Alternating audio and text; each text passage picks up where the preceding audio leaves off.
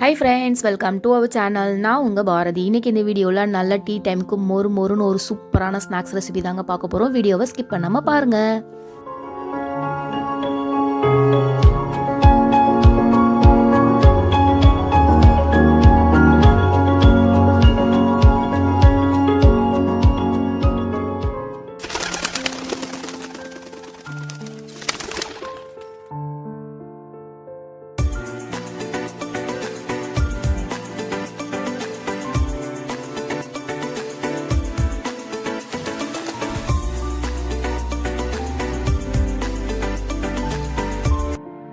நான் வந்து பப்ஸ் வந்து கோதுமை மாவில் தாங்க செய்ய போகிறேன். எல்லோரும் மைதா மாவில் செய்வாங்க. குழந்தைக்கு நான் கொடுக்கறதுனால நான் வந்து கோதுமை மாவில் நான் செய்கிறேங்க.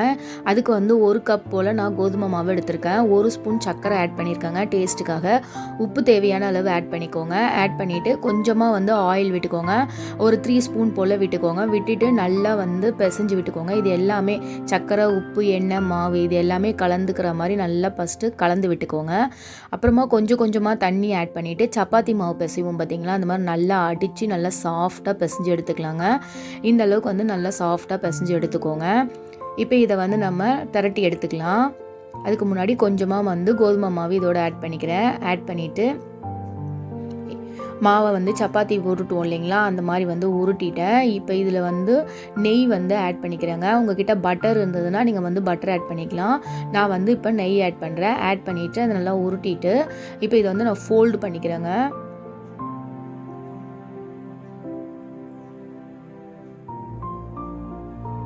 இந்த மாதிரி வந்து நம்ம டவல்லாம் மடிப்போம் பார்த்தீங்களா, அந்த மாதிரி வந்து மடிச்சுட்டு இதை வந்து ஃப்ரிட்ஜில் வச்சுக்க போகிறோங்க. 1/2 hour வந்து ஃப்ரிட்ஜில் வச்சுக்கலாம்.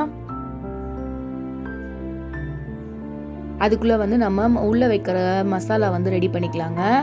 இப்போ ஒரு கடாய் அடுப்பில் வச்சுருக்கேன். அதில் வந்து கொஞ்சமாக ஆயில் விட்டுருக்கேன். அதான் 2 ஸ்பூன் வந்து ஆயில் ஆட் பண்ணியிருக்கேன். ஆயில் நல்லா சூடானதும் கொஞ்சமாக வந்து பெருஞ்சீரகம் ஆட் பண்ணியிருக்கேங்க. சோம்பு 1 ஸ்பூன் ஆட் பண்ணியிருக்கேன். இப்போ இதில் வந்து ஒரு பெரிய சைஸ் வெங்காயத்தை வந்து பொடியாக நறுக்கி ஆட் பண்ணிக்கிறேன். இது எல்லாத்தையுமே வந்து நல்லா வதக்கிக்கோங்க.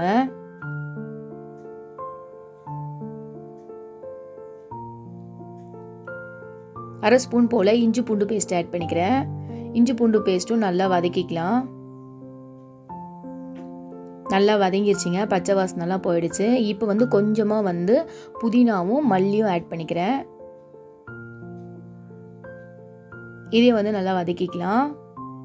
புதினாவும் மல்லியும் ஆட் பண்ணும்போது நல்லா வாசனையாகவும் இருக்கும், சூப்பராக டேஸ்ட்டும் சூப்பராக இருக்குங்க. ஒரு பெரிய சைஸ் தக்காளி வந்து பொடியாக நறுக்கி இதோடு ஆட் பண்ணுறேன். தக்காளியை வந்து நல்லா வதக்கி எடுத்துக்கலாங்க. அரை ஸ்பூன் கரம் மசாலா பொடி, அரை ஸ்பூன் வெறும் மிளகாய் பொடி, அரை ஸ்பூன் சீரக பொடி இது எல்லாத்தையுமே ஆட் பண்ணிவிட்டு நல்லா பச்சை வாசனை போகிற அளவுக்கு நல்லா வதக்கிக்கலாம். அரை கிளாஸ் போல் தண்ணி ஊற்றிட்டு இந்த தொக்கு நல்லா சுருள வெந்த பிறகு ஸ்டவ்வை ஆஃப் பண்ணிவிட்டு ரெடி பண்ணி வச்சிடலாங்க. 1/2 hour ஆகிடுச்சிங்க. இப்போ கொஞ்சமாக வந்து கோதுமை மாவு ஆட் பண்ணிவிட்டு இப்போ சப்பாத்திக்கு மாவு திரட்டுவோம் பார்த்திங்களா, அந்த மாதிரி வந்து திரட்டிட்டேன். இப்போ வந்து கூட கொஞ்சம் நெய் இதோடு ஆட் பண்ணுறேங்க.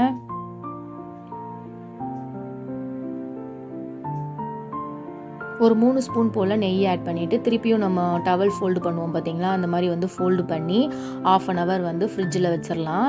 எதுக்கு இந்த மாதிரி செய்கிறோம் அப்படின்னு பார்த்தீங்கன்னா, பப்ஸ் வந்து நல்லா லேயராக வரணும் இல்லைங்களா, அதனால் இதே மாதிரி வந்து 5 times வந்து நம்ம 1/2 hour ஒன்ஸ் எடுத்து இந்த மாதிரி மாவு தூவி நெய் தடவி இந்த மாதிரி ஃபோல்டு பண்ணி வைக்கணுங்க. 5 times நான் வந்து எடுத்து வச்சுட்டேன். இப்போ வந்து இதை நான் 2ஆக கட் பண்ணிக்கிறேன். இந்த ஃபோல்டு கட் பண்ணிவிட்டு ஒரு ஃபோல்டு வந்து எடுத்து வச்சுருக்கேன். ஏன்னா வெஜ் பப் செய்யும் போது யூஸ் பண்ணிக்கலாம் அப்படின்னு சொல்லிட்டு ஒரு ஃபோல்டு மட்டும் இப்போ யூஸ் பண்ண போகிறோம். அதுக்கு முன்னாடி வந்து அவனை வந்து 10 நிமிஷம் வந்து ப்ரீ ஹீட் பண்ணிக்கணுங்க. அதனால வந்து ப்ரீ ஹீட் பண்ணுறதுக்கு செட் பண்ணி வச்சிடலாம்.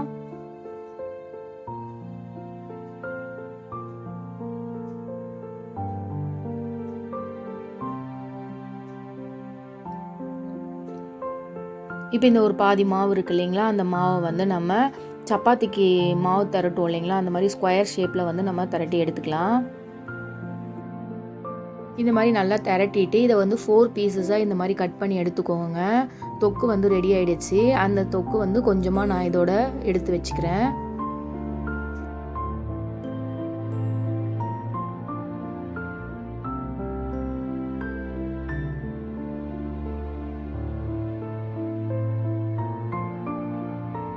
ஒரு 4 முட்டை வந்து வேக வச்சுருந்தேங்க. அதையும் தோல் உரித்து அதை பாதியாக கட் பண்ணி பாதி முட்டையை வந்து ஒவ்வொரு பீஸ்லேயும் வச்சுக்கிறேன்.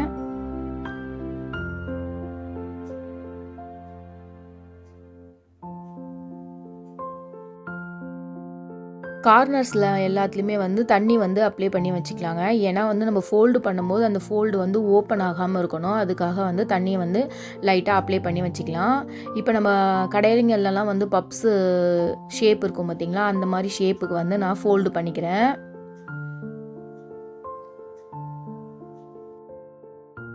இந்த மாதிரி நம்ம ஃபோல்டு பண்ணும்போது இந்த ஃபோல்டு எல்லாமே ஓப்பன் பண்ணாமல் இருக்கணும் இல்லைங்களா வேகும் போது. அதனால தான் வந்து நம்ம தண்ணி வந்து அப்ளை பண்ணோம் சைடு கார்னர்ஸில் எல்லாத்துலேயுமே வந்து.